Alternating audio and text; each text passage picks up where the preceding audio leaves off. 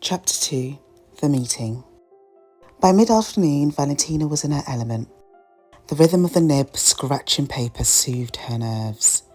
Guests passed by, murmuring admiration for her delicate loops and swirls.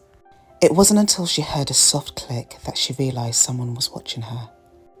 "Did you just take a photo of me?" "Busted," he said, lowering the camera.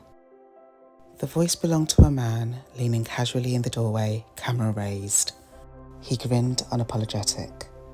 His leather jacket looked expensive but worn, and his dark hair was a mess of deliberate chaos. "Do I get saying this?" Valentina asked, raising an eyebrow. "Sure," he said, smirking. "I'll delete it, if you give me another shot." Valentina stared at him, half annoyed, half amused. "Who are you?" "Sebastian," he said, sticking out his hand. "Photographer, charmer, occasional rule breaker." Valentina hesitated before shaking it. "Valentina, calligrapher, perfectionist, ink lover." Sebastian laughed, a low, genuine laugh that made her feel disarmed. "Nice to meet you, Valentina." He nodded at her work.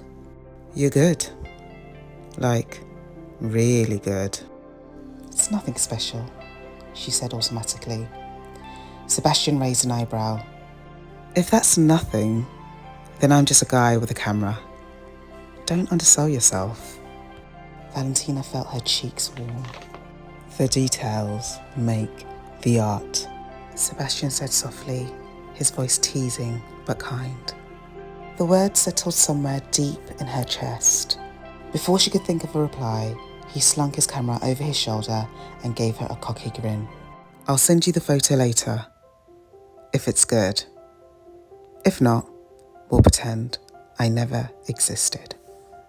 Then he was gone. Valentina sighed softly, placing her hand in her pocket.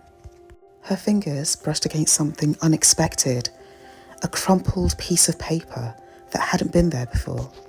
Frowning, she pulled it out with anticipation building slightly. His number. As she lay in bed later that night, a faint smile formed on her lips and Sebastian's words echoed in her mind. The details make the art. End of chapter 2. See you soon for chapter 3.